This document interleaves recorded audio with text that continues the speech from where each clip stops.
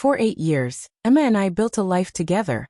A life I believed was grounded in trust, love, and the quiet strength of mutual respect. We weren't perfect, of course. No relationship is. But we had our rhythm, our private jokes, the little routines that stitched our lives together like a warm quilt. I genuinely thought we were a team, unshakable, resilient, built to last. Looking back, I still struggle to pinpoint the exact moment things started to shift. It wasn't some dramatic explosion, no screaming matches or tearful confrontations. It was subtle at first. She began spending more time on her phone, laughing softly at messages I never saw. When I asked who it was, she'd wave me off with a casual smile and say she needed friends outside of the marriage. Something about space, growth, balance. I didn't argue. I believed her. After all, trust was the foundation of our relationship, or so I thought. I told myself it was normal, even healthy, to have independence within a marriage. But the distance between us kept growing, inch by inch, moment by moment. And I was blind to it, still holding on to the idea that we were okay, that love like ours didn't just dissolve. Then one night, she came home late, again. There was something different about her that evening. Her smile was forced, her eyes distant. She seemed like a ghost of herself, or maybe I was the ghost in the room. I gently asked her what was wrong, and after a long, heavy pause, she finally spoke words that shattered everything. She told me she had been seeing someone else. I didn't know how to respond.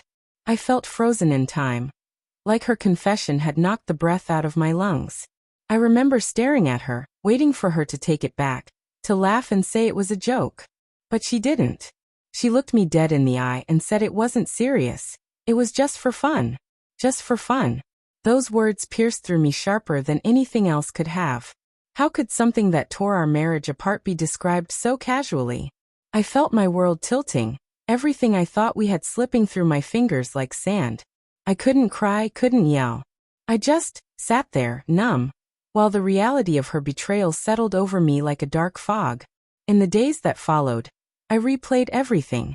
Every laugh we shared, every kiss goodnight, every whispered promise. I searched for cracks I might have missed, signs I had been too blind to see. The trust one once wore like armor had been ripped from me, leaving nothing but raw vulnerability behind. Eventually, I knew I couldn't stay.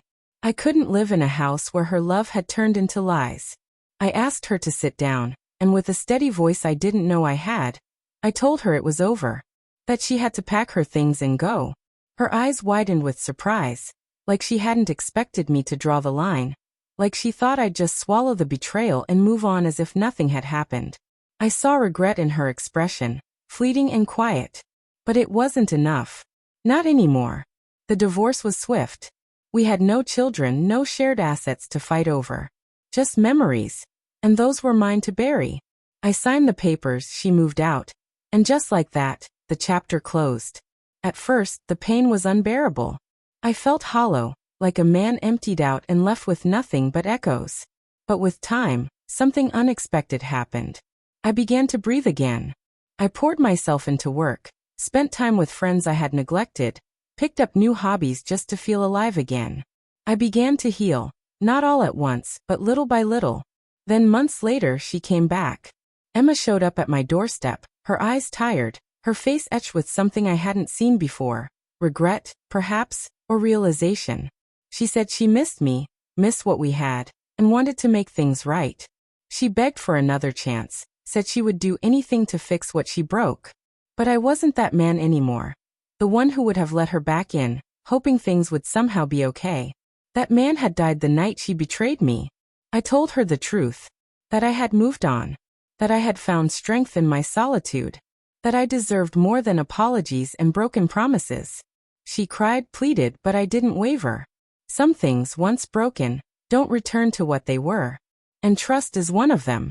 As she walked away, tears in her eyes, I felt a strange peace wash over me. I had loved her once. But love, real love, cannot survive betrayal left unchecked. That day, I didn't just say goodbye to her. I said goodbye to the man who once thought love alone could conquer all. And as I closed the door behind her, I didn't feel loss. I felt freedom. I was finally free, ready to begin again. This time, with open eyes, a guarded heart, and the quiet hope of something true.